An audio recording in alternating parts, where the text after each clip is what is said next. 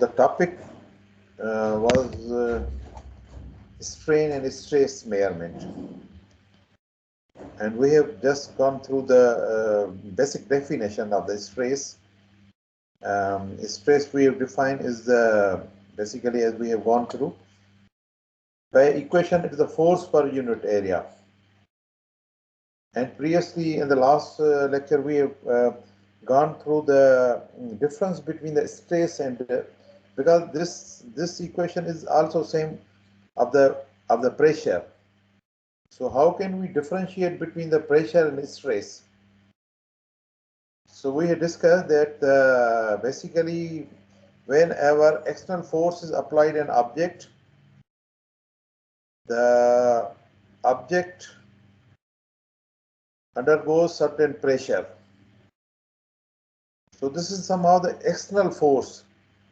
But when an external force applied, the pressure is developed, but the body resists that force.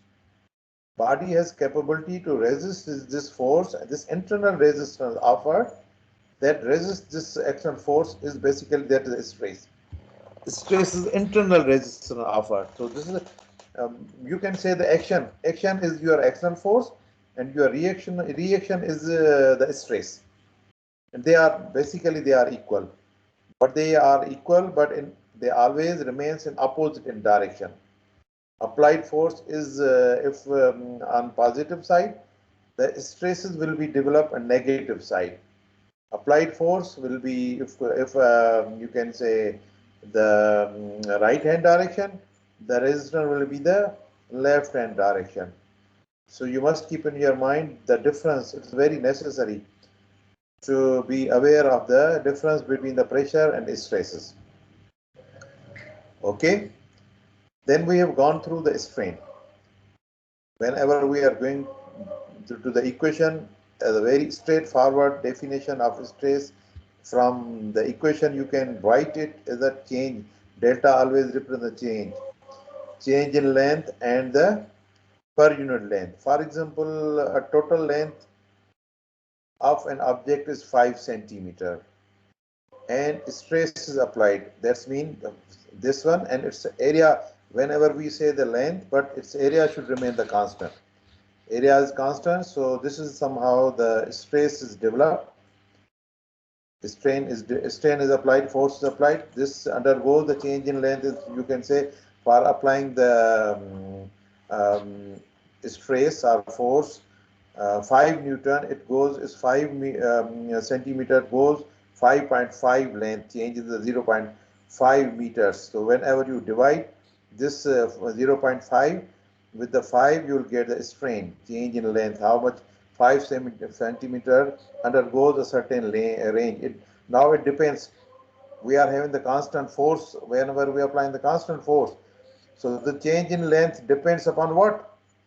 Different material has the different properties. Though different material goes under the different change in length. Though all material, for example, we are taking the iron 5 centimeter, and we are having the copper. We are applying the same force on the both. Each will go in the different change in length because of change in material. So this strain is basically the constant for every material, provided its area of cross-sectional area remains the same. Okay. So this is somehow the, you can say, the direct strain. But what we have gone through, not necessarily whenever we are applying the force, direct force. Let me read this figure. And last time I will drawn that one. For example, we are having this. A rectangular bar is there. So whenever we are applying the force, it elongates in this direction. So look at length is, but it's what happens.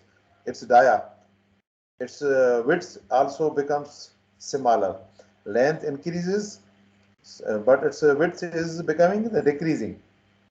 So one strain is coming to in that direction, lateral direction. So this type of strain is called the, which is directed towards along the applied force. Look at this strain.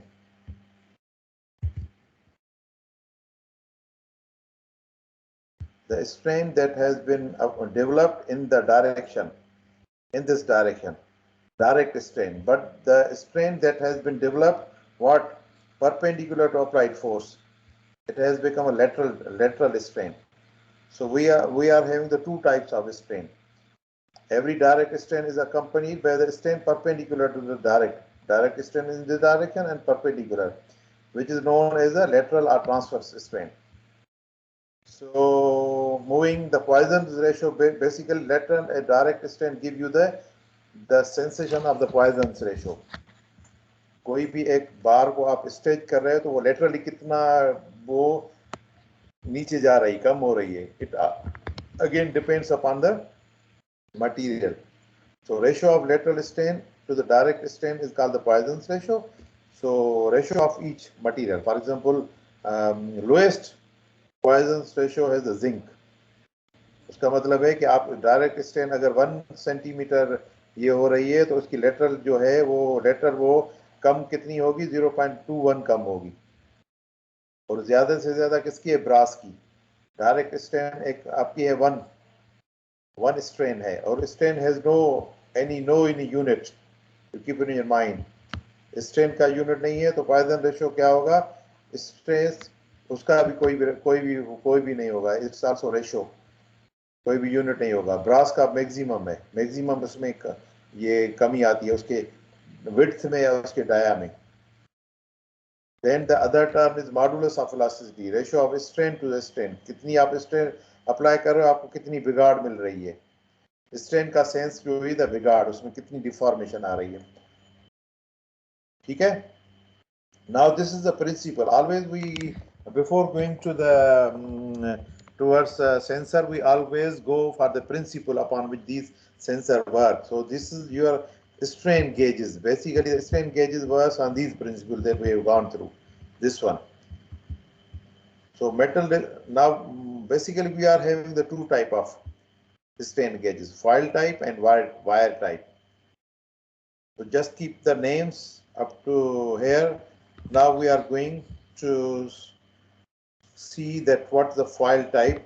Before going to this paragraph, come to this point, to the figure, where a thin sheet, plastic sheet. You are looking at this is a plastic sheet, या glass sheet होती है, it's very thin, बहुत पतली सी होती है, और उस पर क्या होता है कि ये पैटर्न बने होते हैं.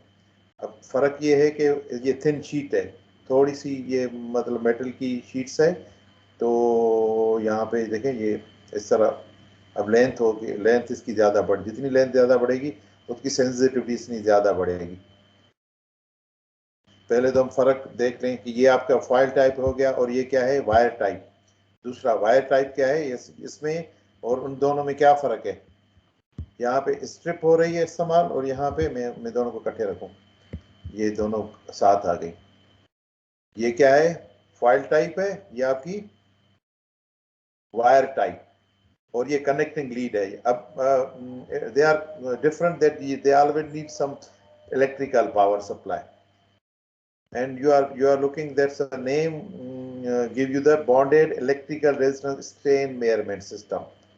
That's mean electrical resistance is there. This is electrical type of sensors. Practically whenever you go market, you find such type of thin type of glass sheet, or which we are looking, this patterns are to be developed. ये जो है wires लगी हुई हैं, ठीक है, और ये कनेक्टिविटी है, लीड्स है, जो बैटरी से कनेक्ट हो रही है. और ये क्या करते हैं, इसको लेके यहाँ पे, सॉरी, ये थिन शीट क्या, कोई भी बार आपकी है वो एलांगेट हो रही है, उस पर इसको पेस्ट कर देते हैं. अब यहाँ जब इसको पेस्ट कर दिया हमने, तो फॉर एग्जाम्पल ये हमारा बार है. अब जितनी इलांगेशन आएगी उसकी उतनी इलांगेशन प्रोपोर्शनली इसमें भी आएगी.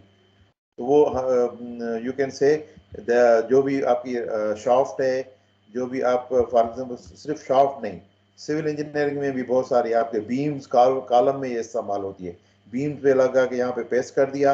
अब बीम में जितना रिफ्लेक्शन आएगा, जितनी इलांगेशन आएगी, जितनी डिफॉर्मेशन आएगी, वो चेंज इस पे भी चेंज आएगी. ठीक है, ये तो फंडामेंटल एक सेंस हो गया, लेकिन इसको मेयर कैसे करते हैं वो हम आगे चल के उसको करेंगे. So this is somehow the difference that we are having two type of strain gauges. Foil type. Now coming to this paragraph, the foil types are praised from a thin sheet. Foils have advantage that the gauge can be take almost any shape of drawn. यहाँ पे जो gauge है ना उसको rectangular form में किसी form में कर सकते हैं. They have very lower profile of good linear crosses. क्योंकि वो जो मैंने बताया कि वो क्रॉस सेंसिटिविटी क्या होती है, नॉर्मली हम जो उसको बोलते हैं कि ये लेटरल स्ट्रेन और लॉन्गिट्यूडल, जब हम इसको पुल करेंगे, ये इस पे फोर्स अप्लाई होगा तो ये इस तरह पुल होगा, लेंथ तो बढ़ रही है, लेकिन वो जो हमने लेटरल स्ट्रेन भी इसमें डेवलप हो रही है. दैट कितनी लेटरल स्ट्रेन हो रही है, इस फैक्टर को हम कहते हैं cross sensitivity, linear cross sensitivity. ये इसमें कम होती है, वायर गेजेस में ज्यादा. ये टर्म जो whatever the term which are used here, ये लीनियर क्रॉस सेंसिटिविटी इसमें कम होती है एज कंपेयर टू द उसमें वायर वाली में, because grid of rectangular is very in the form and thin heat is. और दूसरा उसमें क्या इसका एडवांटेज, एक तो लीनियर क्रॉस सेंसिटिविटी में दूसरी होती है कि हीट को डिसिपेटेड करती है, क्योंकि जब एलोंगेशन होती है और रेजिस्टिविटी बढ़ेगी तो वो मटेरियल हीटअप भी होगा. तो वायर के हिसाब से इसमें इसके दो एडवांटेजेस हैं. एक तो ये गुड है, अच्छी है लीनियर क्रॉस सेंसिटिविटी के साथ, और हीट डिसिपेशन इसमें ज्यादा होती है, बिकॉज क्योंकि इसमें ये वायर की ये रेक्टेंगुलर है, यहाँ पे ये रेक्टेंगुलर इसका कोई विड्थ और लेंथ है, और उसमें वो रेक्टेंगुलर में उसमें वायर में क्या होता है, डाया होता है. So because of their general superior qualities, foil gauges are very largely used except where the gates are required. लेकिन उसकी कन्फाइन ये है कि 150 मिलीमीटर लेंथ तक वो इस्तेमाल हो सकती है, उससे ज़्यादा नहीं. उससे ज़्यादा अगर आपको लेंथ का मतलब है यहाँ से मेजरमेंट करेंगे कि पूरी लेंथ, उससे ज़्यादा होगी तो फिर हम चले जाएंगे कहाँ पे, वायर गेजेस की तरफ. तो what the equation basically is use, resistance of material depends upon electrical resistivity. Resistivity क्या होती है, हर मटेरियल की अपनी नेचुरल रेजिस्टिविटी है ना, इलेक्ट्रिकल रेजिस्टेंस कितनी कर सकता है. फॉर एग्जांपल कॉपर की इलेक्ट्रिकल रेजिस्टिविटी अलग होगी. ये sigma depend upon the material किस तरह का होता है. और दूसरा क्या होता है, लेंथ जितनी ज्यादा होगी उतनी रेजिस्टिविटी ज्यादा बढ़ेगी, क्रॉस सेक्शनल एरिया जितनी कम होगी उतनी रेजिस्टिविटी कम होगी. तो ये आर आपका factor depends upon these factors. Thus, to obtain the high resistance gauge occupying the small area, metal chosen high resistance. अगर आपको ज्यादा रेजिस्टेंस चाहिए, चेंज रेजिस्टेंस, तो क्या करेंगे आप, मटेरियल वही लेंगे. इसका जी ये स्ट्रेच का बताइएगा कि स्ट्रेच कैसे आता है इसमें, कि वो जो उसकी स्ट्रेन को मतलब कि चेंज इन लेंथ बढ़ती है और फिर हमारे पास किस तरीके से स्ट्रेन आती है. स्ट्रेन आती. अच्छा चलो, मुझे ये स्लाइड पूरी करने दो, मैं तुम्हारे आइडिया के हिसाब से एक और उसमें लेके चलूंगा तुम्हें, ठीक है, स्लाइड पे. For sure sir. Okay. Thus to obtain the high resistance gauge occupying the small area small होगी तो रेजिस्टेंस कम होगा. Metal chosen high resistivity. ये तीन फैक्टर है जिसपे हमारा रेजिस्टेंस डिपेंड करता है. किस पे, रेजिस्टिविटी का मतलब है आप मटेरियल कौन सा इस्तेमाल करते हैं, लेंथ कितनी आपने इस्तेमाल की है, क्रॉस सेक्शनल एरिया इसकी कितनी है. अब ओके, ये दो मैं कंप्लीट करूं. पहले मैं फिलहाल आप कंसंट्रेट करो इन दोनों के फर्क पे, फॉयल टाइप क्या है और वायर गेज क्या है. ये सारी काम कैसे करती हैं वो हम आगे चलेंगे, एक कंप्लीट एक डायग्राम बना के आपको समझाऊंगा. पहले आप समझो इन दोनों में डिफरेंस क्या है, ठीक है. Wire gauges are embedded in plastic semi cements are sandwich between the thin paper. कोई थिन पेपर लगा के दो पेपर उसके उनके बीच में लगा दिया जाता है, या जो ये प्लास्टिक सीमेंट का मैंने जैसे बताया कि ये बीम्स में भी लगती है, बीम्स में पेस्ट कर देते हैं अंदर. तो cement hold the wire rigidly one on the baking so that it will not buckle under strain.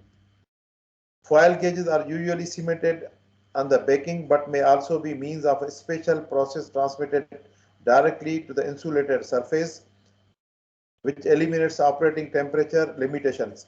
जैसे ये इसका मतलब क्या है कि ये क्या बता रहा है कि ये जो है paper thin paper plastic insulator में लगा दी, जैसे मैंने ये दिखा दिया, ये देखो क्या है, थिन प्लास्टिक शीट है इंसुलेटेड, ये देखो वायर, ये एक शीट है उसके ऊपर नीचे दूसरी शीट है, इसके अंदर इंसुलेशन में लगा दिया। अब ये सारी प्लास्टिक की शीट क्या हो गई कि सीमेंट के प्लास्टर में अंदर दबा दी, तो एक इंसुलेशन भी हो गई और जब ये स्ट्रेच होगा कोई भी आपका ऑब्जेक्ट तो इसमें भी स्ट्रेच आएगी। फिलहाल ओके, तो electrical resistance of metallic conductor sorry varies directly, its length increases, जब तक इसकी लेंथ इंक्रीज होगी तो क्या होगा, रेजिस्टेंस भी इंक्रीज होगा। By using this principle, strain gauges are used to measure the strain or change in length elements. The gauge factor, अब ये हो गया आपका वायर में, वायर का gauge factor something quite different. उसका वो gauge factor डिपेंड्स करता है ratio of change in resistance.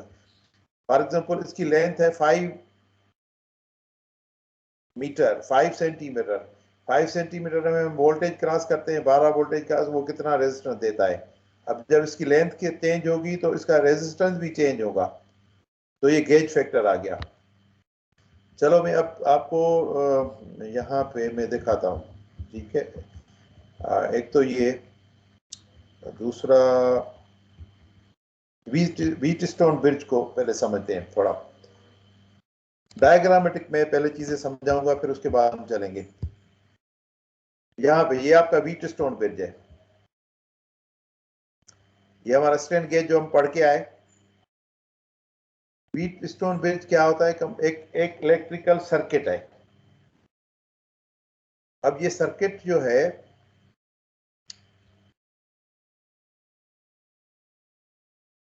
Normally पहले सर्किट को समझो।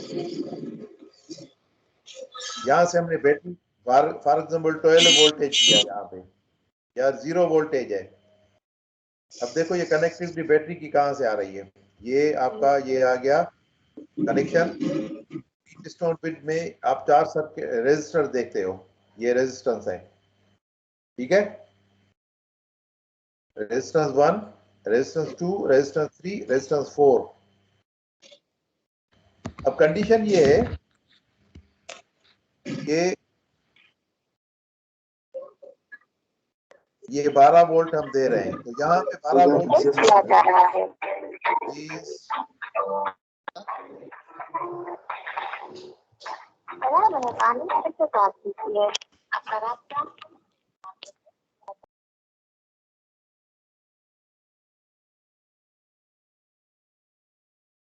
थोड़ा व्हीट स्टोन ब्रिज को समझे।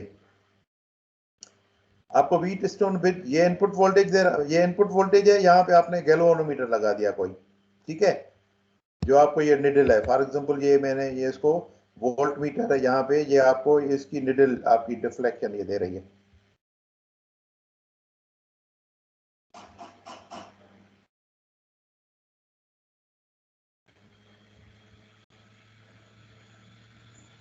तो मैं थोड़ा बढ़ाता हूँ, विजिबल कर लेता हूँ।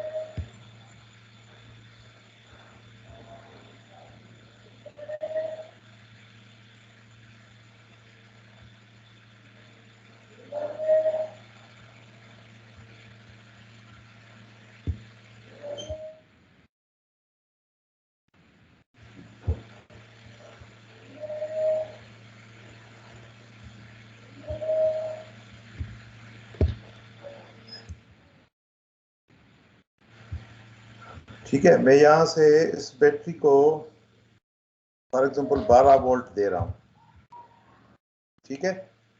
मुझे 12 वोल्ट किस तरह कब मिलेंगे, ये कंडीशन क्या है कि R1 और R2 का रेशो और R3 R4 का रेशो सेम हो। फॉर एग्जांपल मैंने R1 और यहाँ पे मैंने इसको इस तरह कर रहा हूँ, R1 में ले रहा हूँ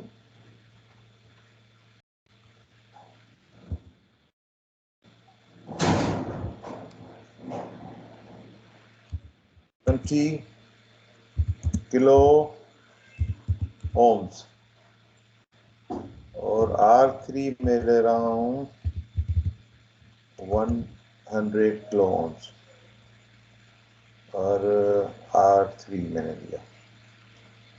अब मैं R2 ले रहा हूं 200 किलो ओम्स। ठीक है, सॉरी मैंने R3 लिया 10 किलो ओम्स और R4 मैंने लिया 100 किलो ओम्स। थोड़ा इसको कंसंट्रेट करो। अब मैं सवाल पूछ रहा हूं यहां से आपको।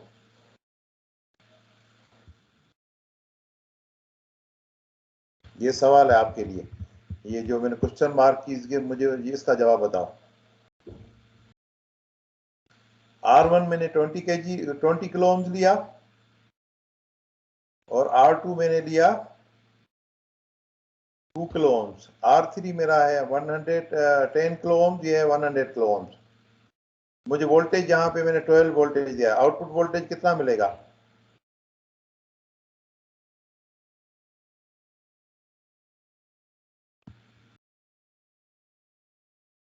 जवाब दो।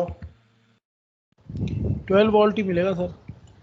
12 वोल्ट। मैं थोड़ा इसको आसानी करके लिखूँ यहाँ पे। यस,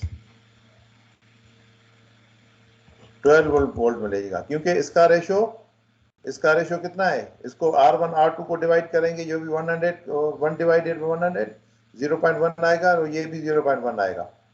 ठीक है, इज इट ओके? 12 वोल्टेज मिलेगा। अगर 0 वोल्ट दे रहा हूं तो यहाँ पे 0 ही नजर आएगा। अब व्हाट वी आर डूइंग, अब हम क्या करने जा रहे हैं कि ये वाला जो रेजिस्टेंस R3 ये तो लगा हुआ है किस पे? ये लगा दिया हमने शाफ्ट पे। अब शाफ्ट यहाँ पे एलोंगेट हो रही है, तो क्या होगा? ये वाला, ये आपका ये रेजिस्टेंस, क्या ये रेजिस्टेंस भी बढ़ेगा?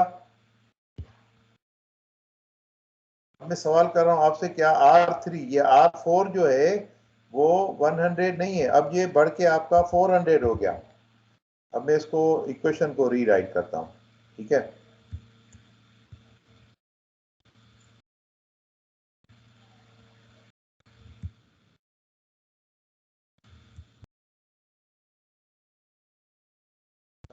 ये आप इनका इनपुट हो गया आपका R4।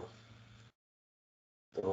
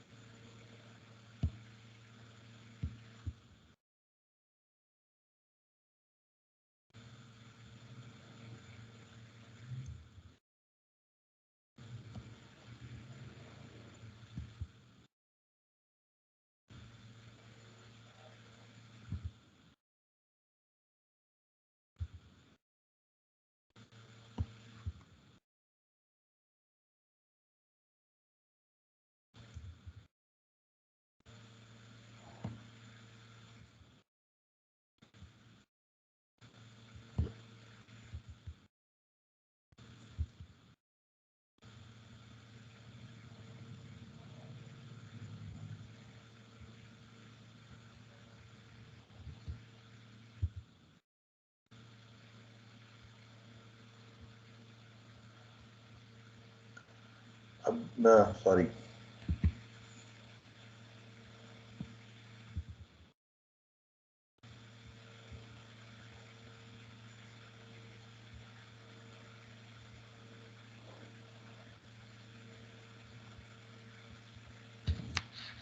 अब देखो ये equation I have written, rewrite किया मैंने इसको, इक्वेशन को क्या किया है, R1 R2 ये तो तीन आपके कांस्टेंट हो गए, क्या R1 constant, R2 constant, R3 constant, output voltage आपका, this is the equation that your output voltage is, हो गया आपका, सॉरी, तो V नॉट आ गया और आपका इनपुट वोल्टेज VI।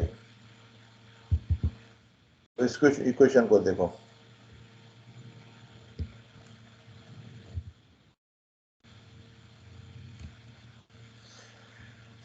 ये equation R1 R2 R3 they are constant, ये कांस्टेंट हो गए। R4 क्या है आपका, स्ट्रेन गेज, सॉरी,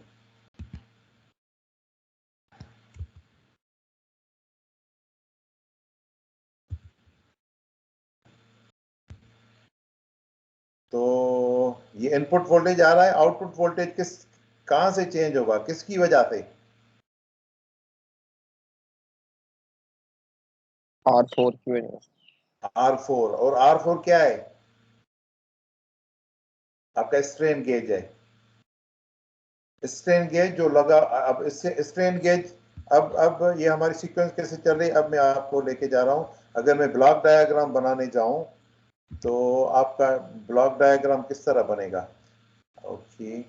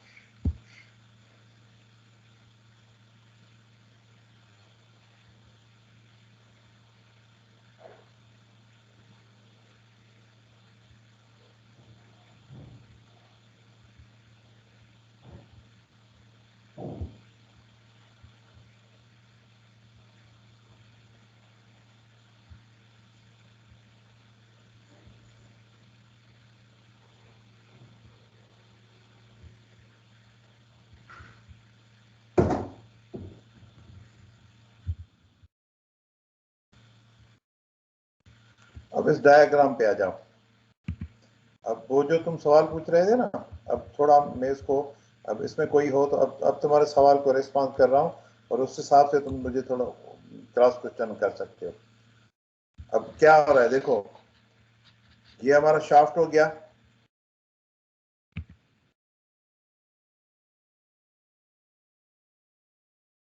ये जो शाफ्ट है, ठीक है, इस पे हमने फोर्स अप्लाई किया, लेंथ चेंज हुई, स्ट्रेन गेज यहां पे आपका आ गया। स्ट्रेन गेज क्या करता है, इनपुट देता है व्हीट स्टोन ब्रिज को। स्ट्रेन गेज का आई वाज आस्किंग कि स्ट्रेन गेज को कैसे खींचते कैसे हैं, मतलब कि इसमें हम फोर्सेस कैसे लगाते हैं इसमें कि फिर जो है हमारे पास जो है वो अल्लाह आपका भला करे इसमें स्ट्रेच आएगा और रेजिस्टेंस कम होगी या ज़्यादा होगी। अच्छा, अगर अच्छा, फिर मैं इसे थोड़ा स्ट्रेन गेज इसके ऊपर निकाल के देखता हूँ। ये हमारा शाफ्ट है, ठीक है। अब मैं इसको थोड़ा कलर चेंज करूँ कि लाइन यहाँ पे निकालूं, ठीक है, तो मैं रेड करा ताकि विजिबल हो।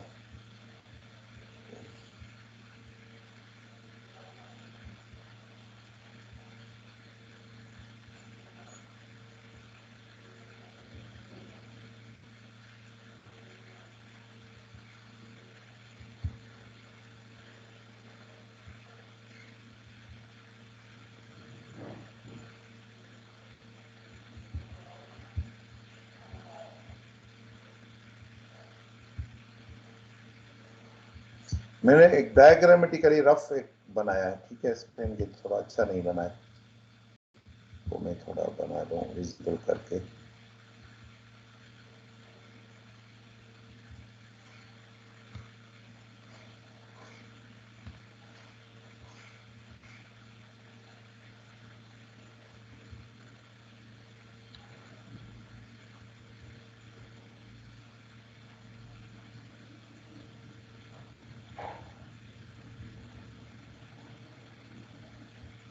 ये हमारा स्ट्रेन गेज है। अब इसको हम क्या कर रहे हैं, यहाँ पे पेस्ट कर दिया है मैंने इसको, इस पे इसको, और इसको मैं थोड़ा इसको ग्रुप में कर दूं, ये ग्रुप में आ गया। अब सुनो, ये स्ट्रेन गेज, ये मेरा शाफ्ट है, यहाँ पे स्ट्रेन गेज लगा दिया मैंने, और ये स्ट्रेन गेज कनेक्ट है। अब मैं इस शाफ्ट को इलांगेट कर रहा हूँ, क्या हो रहा है, स्ट्रेन गेज हो रही है, स्ट्रेच नहीं हो रही है? जी हो रही है सर, बिल्कुल हो रही है। हो रही है ना। तो ये कनेक्ट है कहां से, इसको बैटरी का वोल्टेज मिल रहा है, ये कनेक्ट है व्हीट स्टोन ब्रिज से।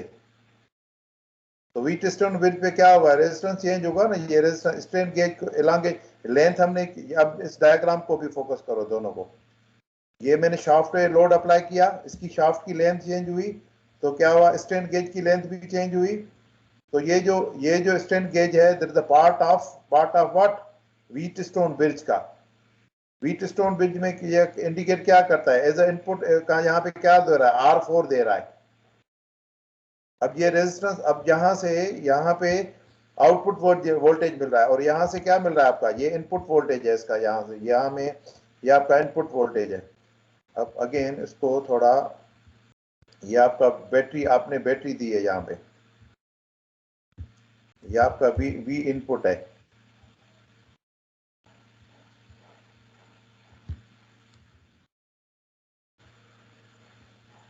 ठीक है। अब समझो, लोड यहाँ पे अप्लाई हुआ, लेंथ चेंज हुई, तो स्ट्रेन गेज इलांगेट हुआ, तो क्या हुआ, R4 चेंज हुआ।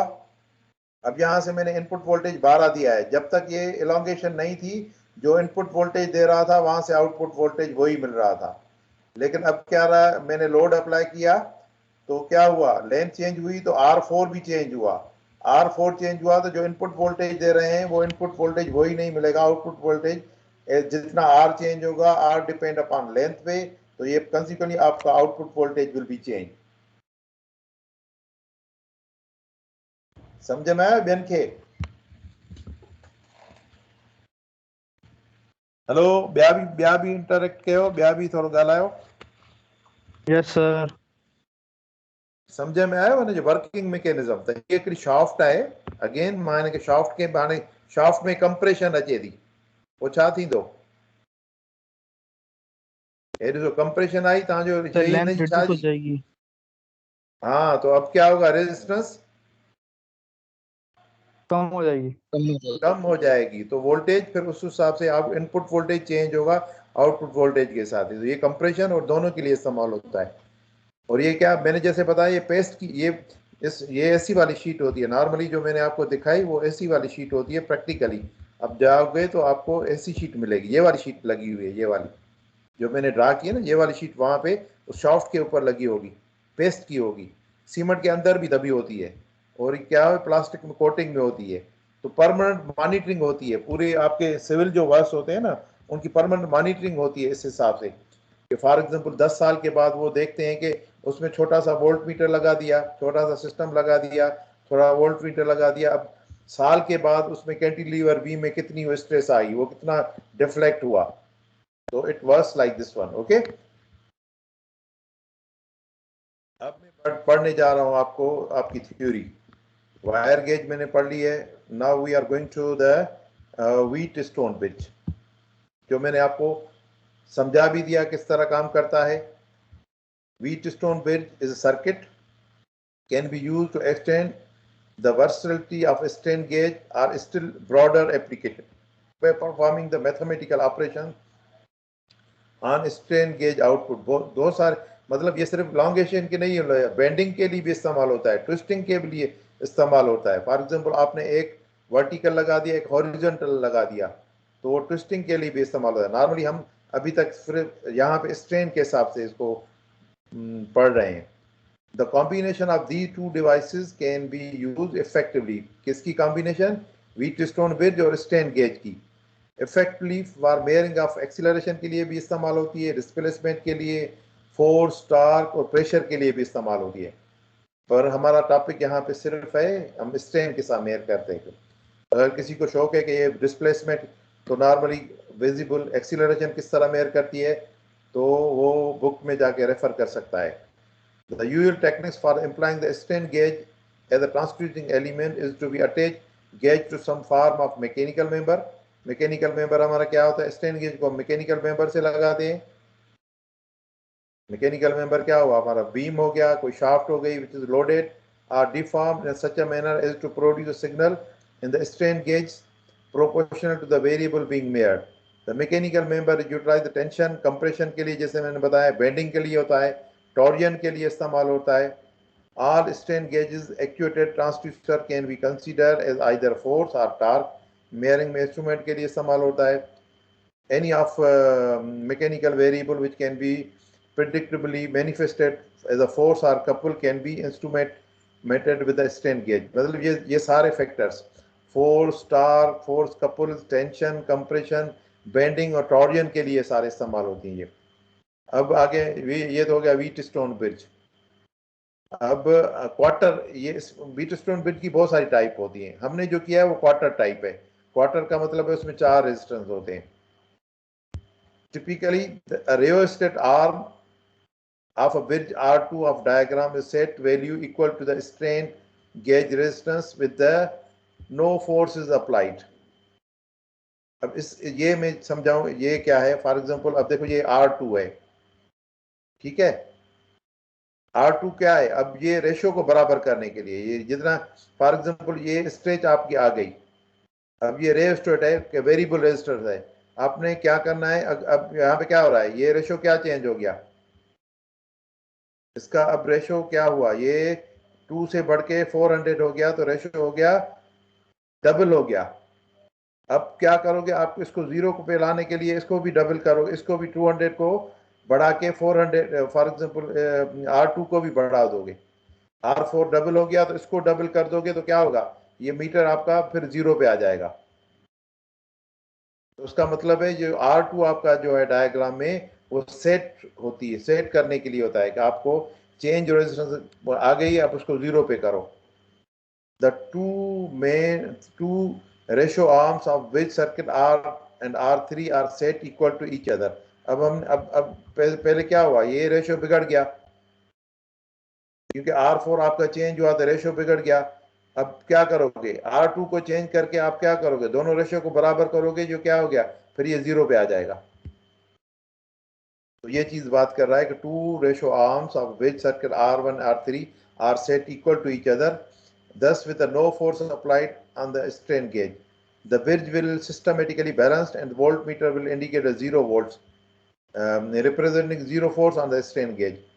As the strain gauge is either compressed or tense, its resistance will be decrease or increase. जैसे मैंने बताया, आप उसको compress कर रहे हो या उसको resist कर रहे हो, respectively, thus unbalancing the bridge and producing the indication of a voltmeter. तो जो भी होगा, compression या tension होगी, क्या होगी, unbalancing हो जाएगी bridge में.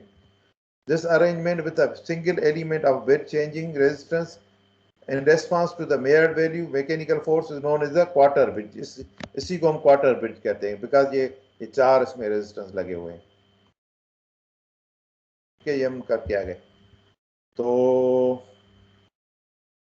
ये तो हो गया mechanical, electromechanical type of strain gauge. दूसरा है optical strain gauges. It's quite somehow complicated. तो पहले मुझे ऑप्टिकल फाइबर के बारे में किसको पता है? फाइबर ऑप्टिक्स क्या होती है थोड़ा आइडिया है? Transfer through light, data transfer through light. किस तरह होती है सर? एक ट्यूब होती है ऑप्टिक फाइबर, उसके थ्रू हम लाइट पास करते हैं, तो वो डेटा को कैरी करके फास्ट ट्रांसफर करती है. वो डेवलप कैसे की जाती है? गुड, अच्छी बात है, तुम्हें बहुत अच्छा ठीक ठाक पता है. तो वो डेवलप, वो फाइबर जो हम बोलते हैं जिसको फाइबर ऑप्टिक, वो डेवलप कैसे की जाती है? Through reflection. नॉलेज नहीं है.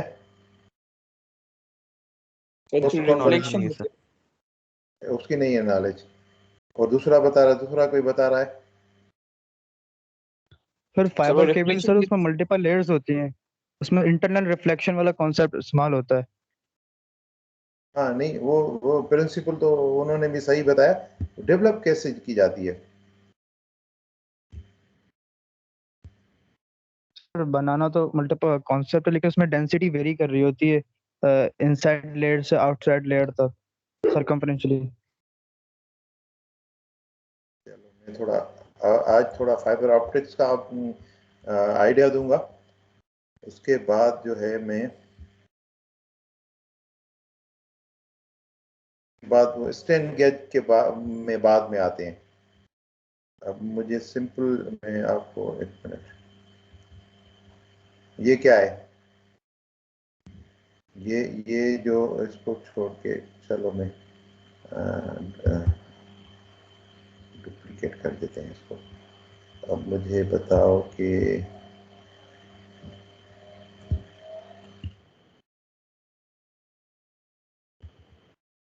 दूसरी चीजें मैं छुपा देता हूँ.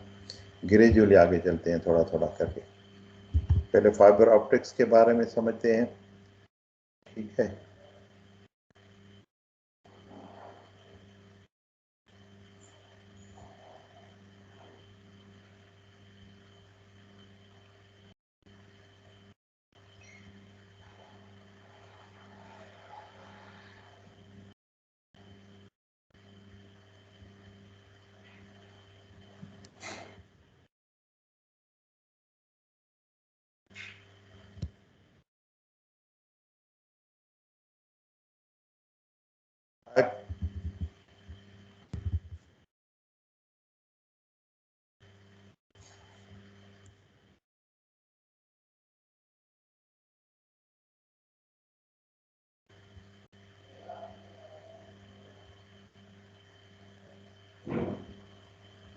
ये क्या है?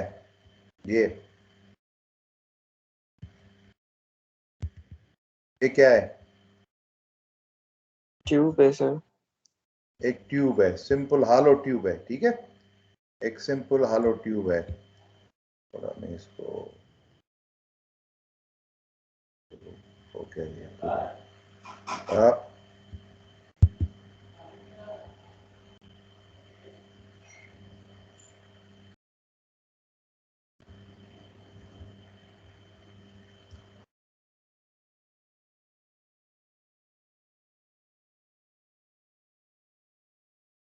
ये हालो ट्यूब आ गई, ठीक है? अब इसमें लाइट हमने इस लाइट यहां से पास करनी है. क्या होगा?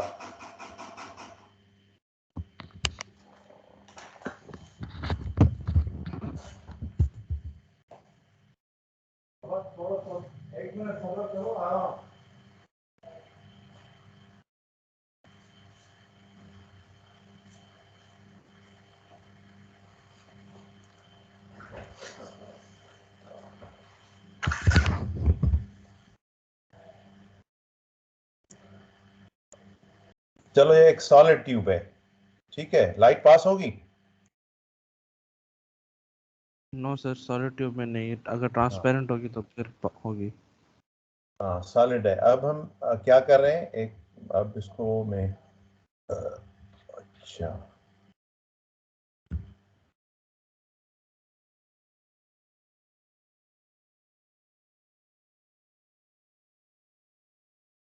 सॉलिड ट्यूब को मैं इस तरह कर रहा हूँ कि यहाँ से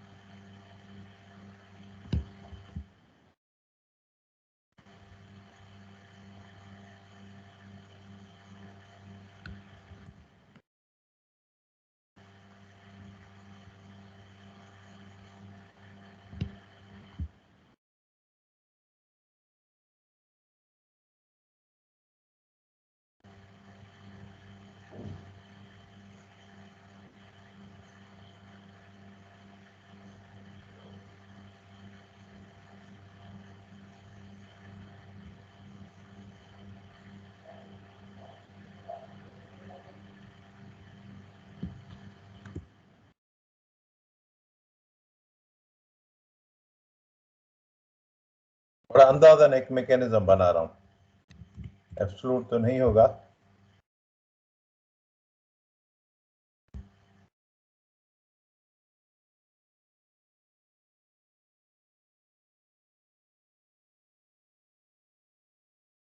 एंगल्स का दारो मदार होता है इस पे कि एंगल कितनी आप रख लेते हैं।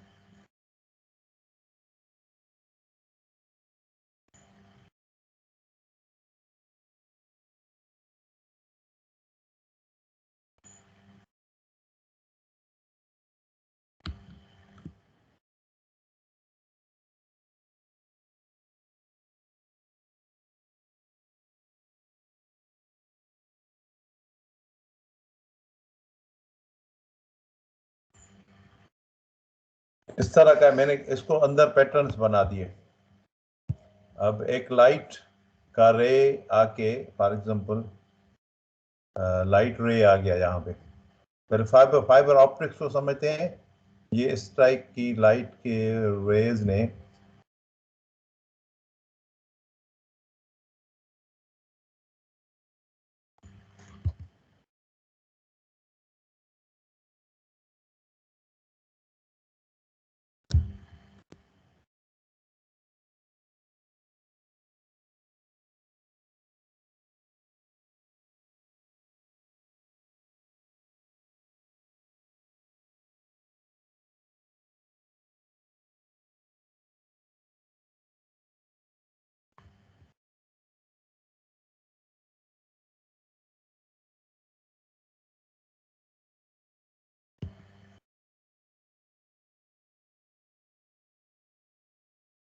टाइम भी हो रहा है, ठीक है। अब ये लाइट का रे आ गया यहाँ पे, यहाँ से क्या होगा, ये स्ट्राइक करके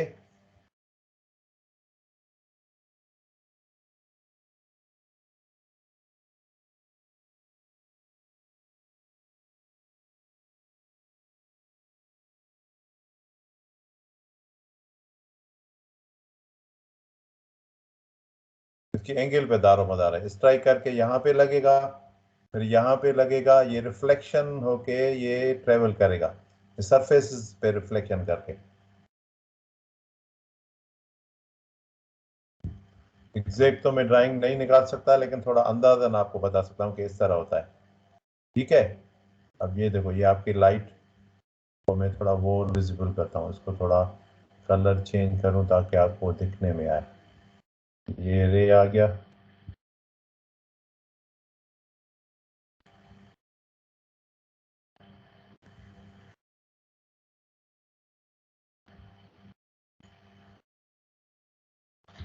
अब देखो ये लाइट रे आ गया, ये हमने क्या किया, सरफेस ऐसे काट दिए पूरे अंदर, माना जो आपका सॉलिड था इसके इस तरह बना दिए कि ये रिफ्लेक्टिंग सरफेसेस, ये रिफ्लेक्टिंग सरफेस, ये रिफ्लेक्ट सरफेस, ये सरफेस क्या हो गए, रिफ्लेक्टिंग सरफेस हो गए।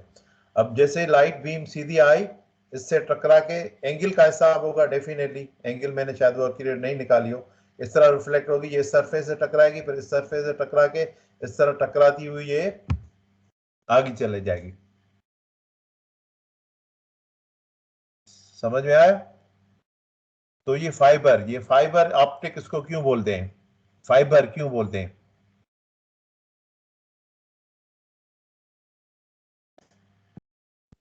क्योंकि ये सब पतली लेयर से बना होता है, बिल्कुल बिल्कुल पतला सा होता है, हेयर जितना, वो बोलते हैं बिल्कुल फाइबर की तरह पतला होता है। ये जो मैं आपको ये बता रहा हूँ ना, ये वाली, ये तो हम इसका एक्सपोज करके इसका आइडिया ले रहे हैं, वो बिल्कुल बाल से बाल तक पतली होती है, पूरा बैंड होता है, 50-50, 60-100 का बैंड होता है।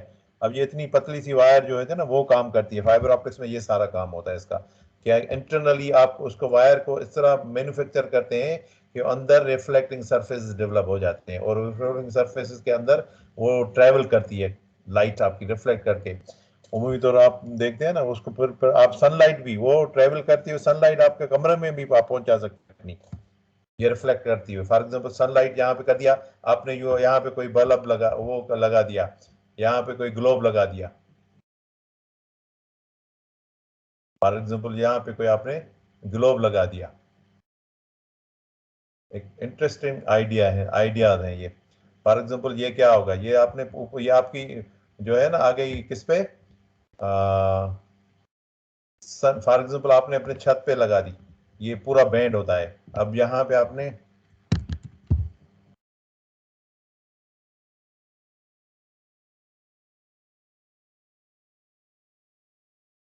रिप्रोड्यूस करके आपने यहाँ पे किसी ग्लोब पे लगा दी, तो क्या होगा, ये आपको कंप्लीट एक अच्छा सा एक ग्लोब भी देगा, तो मतलब लाइट को ट्रेवल कराते हैं।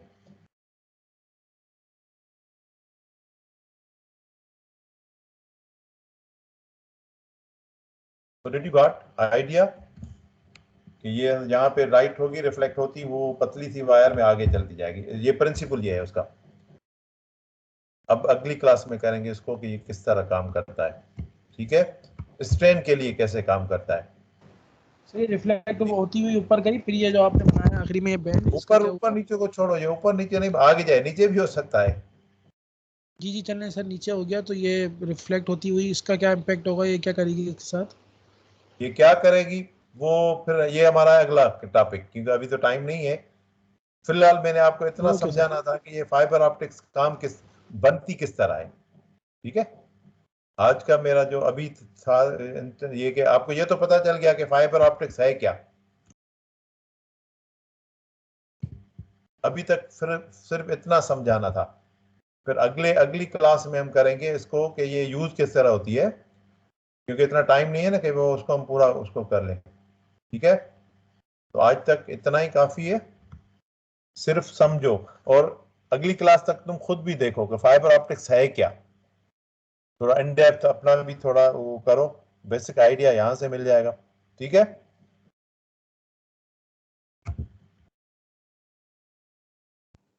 Yes sir. जी sir. Okay, should we leave? मैं अटेंडेंस डाउनलोड करूं पहले आपकी, ये हो गया अटेंडेंस डाउनलोड, एहतियातन दूसरी मरतबा भी कर रहे हैं, ये रिकॉर्डिंग कर रहे हैं बंद, ठीक है। हमारे स्टूडेंट ने 65